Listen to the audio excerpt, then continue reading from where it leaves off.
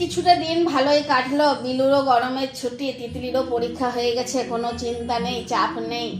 আর বিলুর জন্য আমি পড়াশোনা নিয়ে ভাবি না, সারা দিনই তো পড়ছে ধূপ ধাপ, আর কত বলবো বলো পড়তে। এই দেখো ভিডিও গেম নিয়ে বসে আছে আর ফিক ফিক করে হাসছে যে মা সবাইকে বলে দিচ্ছে।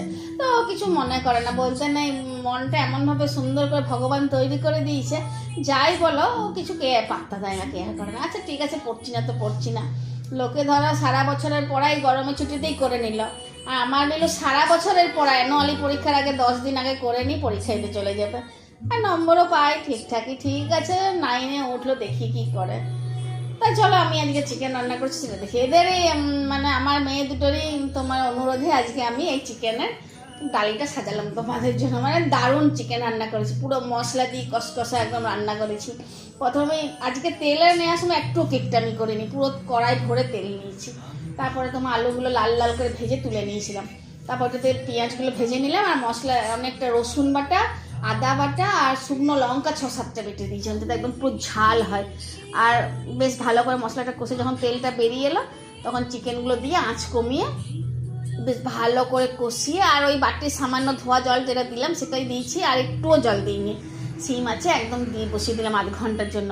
আস্তে আস্তে আস্তে আস্তে ফুটতে ফুটতে তো মাংসটা পুরোপুরি সিদ্ধ হয়ে গেল, রান্নাও হয়ে গেল। ওপর থেকে কতটা তেল বেরিয়েছে দেখো, এই লাল তেলটারই কিন্তু টেস্ট, জানো। দোকানে খেয়ে আমরা কি বলি বলো, এই লাল তেলটার, এই যে লাল ঝোলটারই স্বাদ, আর কিছু না। তো অনেকদিন পাতলা ঝোল তো খাওয়া হয়, আজ এটাই রান্না করলাম। আর ওপর থেকে একটু গরম মশলা দিয়েছিলাম, মিট মশলা দিয়েছিলাম। আর এখন আর পরিমাণ মতন চিনি দিই না, এখন গুড় দিই। গুড়টা তাও ভালো চিনির থেকে। আর তোমার পরিমাণ মতো নুন দিতে জানো, সেটা তো তোমরা সবাই দিতে জানো। রান্নাটা কিন্তু আমার দুর্দান্ত হয়েছে জানো, ভাত দিয়ে খেতে মানে অপূর্ব লাগলো। আজকে সত্যি মনে হচ্ছিল একটু বেশি ভাত হলে ভালো হতো, কিন্তু লোভটা কম করাই ভালো।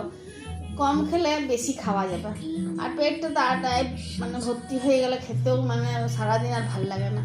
বিকেলের দিকে তো আর মানে এনার্জি পাওয়া যায় না পেটটা যদি ভরে থাকে।